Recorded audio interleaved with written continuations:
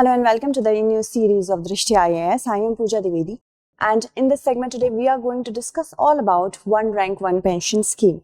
This topic is very important from the perspective of preliminary examination and also from the perspective of GS mains paper second. So let's begin with the various topics and also paper third. Yeah. So these are the many topics that we are going to cover today. Why are we discussing it? I hope you all know that the Supreme Court, in which a bench led by Justice Chandrachud and Justice Suryakant, they have upheld the decision of the government to implement one rank one pension scheme. That is why we are discussing it. Now, moving to what is it basically? It means that the officers who belong to the same rank and are retired and have served the country for a similar length of time will get the same pension, and this will not be impacted on the date of which they retire.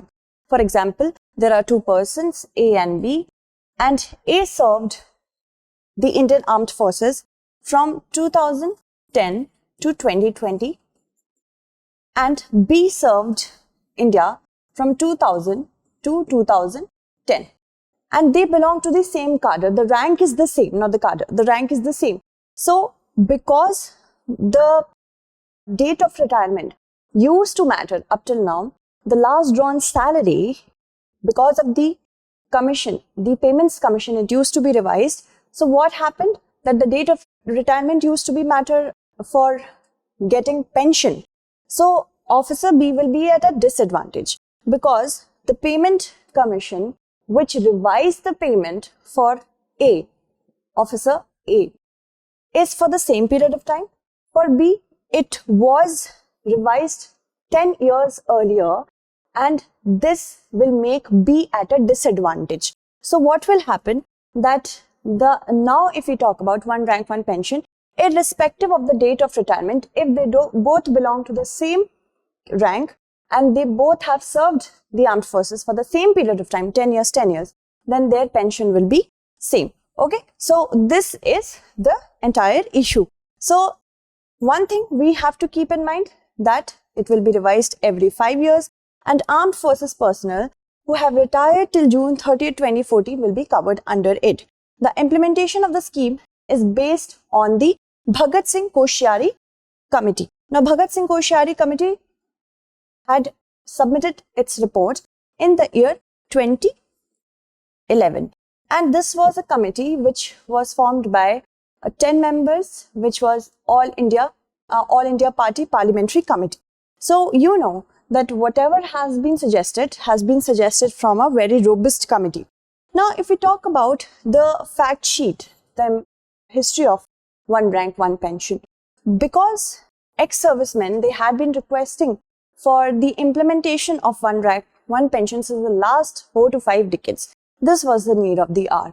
And one thing, please keep in mind, the Union government discontinued the one rank one pension in 1973. The Third Payment Commission, in fact, reduced the pension of the armed forces and it increased the pension of the civilian population. So that was kind of unjust, which the ex-servicemen were finding it to be. Now, in 2008, the UPA astronomically enhanced civil servants' salaries and pensions, and hundreds of army veterans, they returned their honors and badges in order to show protest the disparity that was created between the defense forces and the civil personnel. Now, on 7 November 2015, with the benefits of effective from 1st July 2014, the one rank one pension came into being. And K.P. Singh Dev Committee of 1984 did talk about having one rank one pension, and that was on the same premises that India has the pension of Supreme Court and High Court judges. Okay. Also, RM's committee report of June 2003, this committee left the issue to be considered by the Interministerial Committee. Now, Interministerial Committee, which was set up by the government, was not in favor of one rank one pension. Rajya Sabha Petition Committee, in its 142nd report, stated that the government should implement one rank one pension in defense forces across the board. So this was a brief history of one rank, one pension.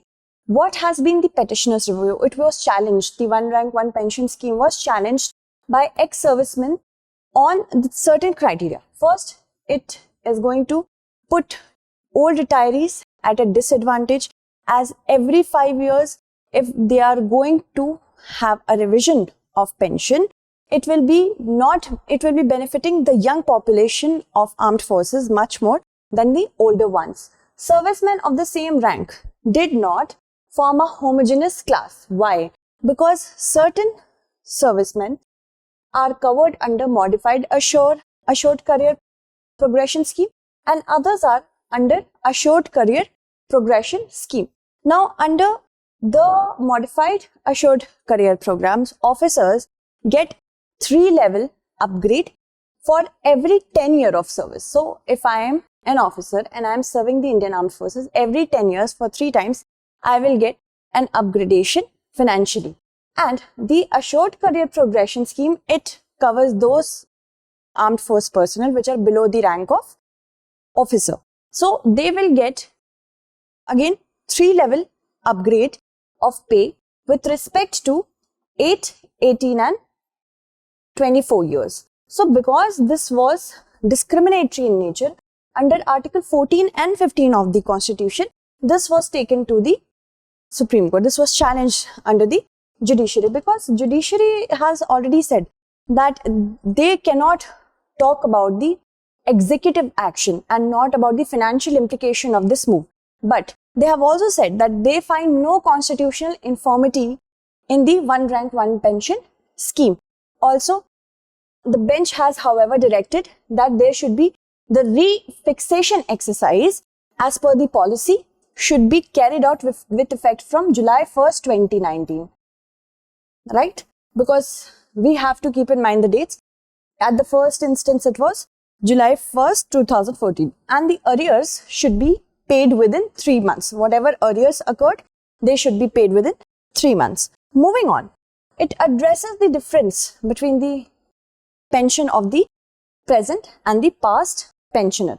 Because if we talk about why was it demanded, this was demanded in order to keep in mind that there should be no injustice with respect to, no discrimination with respect to the armed forces personnel who are serving at the same rank for the same period of time. So that will be addressed. It will also increase the morale of officers.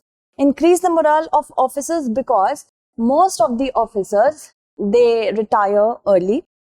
Between 80% of the officers, of the soldiers, they retire within the age period of 35 to 37 years. 12% of the officers, soldiers basically, they retire from the age of 40 to 54 years. So that will also increase the morale, and people who are being, young population who is being lured into private sector, they will be also getting here. And benefits to the younger soldiers too also will occur. The younger soldiers who get retired early, they will benefit from this as well.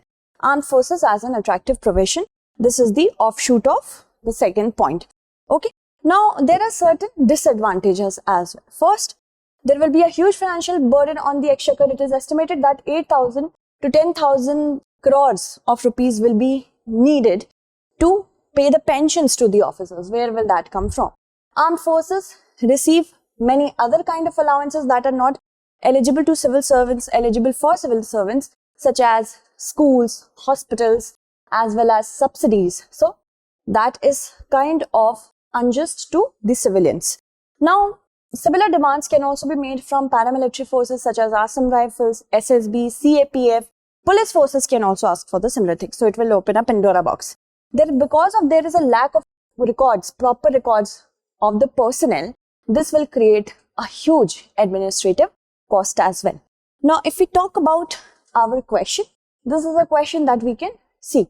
What is one rank, one pension scheme? Discuss the advantages as well as the disadvantages related.